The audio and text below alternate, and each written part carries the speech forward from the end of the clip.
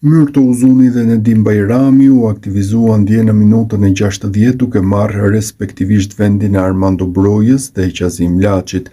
Impakti i tyre të kombëtarja ishte i menjëhershëm. Goli që u shënua nga Kristian Aslani pak minuta më vonë u gatua pikërisht nga stoli. Të dy bashkë e komentuan ndryshimin që erdhi në pjesën e dytë, ndërsa goli i vetëm ndaj Andorrës ishte me kundërshtues. Këto janë fjalët e Nedim Bajramit. Besoj se sot kemi bërë një ndeshje shumë të mirë. Lojtarët që u futën pjesën e dytë bën diferencën edhe nëse je në stol ndonjëherë, kështu është futbolli. Mund të bësh diferencën edhe me vetëm 20 minuta, u shpreh fillimisht Bajrami. Sa e vështirë është të pranosh stolin?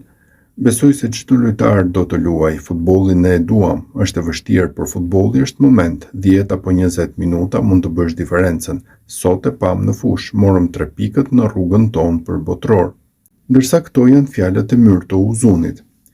Të them të drejtën, ishte e vështirë pasi po shikoja që kishim pak mangësinë e ekipin sulmues që të sulmonim hapësirat. Kishte shumë hapësira ekipi i Andorrës, të cilët luajnë të mbyllur, dhe mendoj se duhej sulmuar më shumë nga krahët.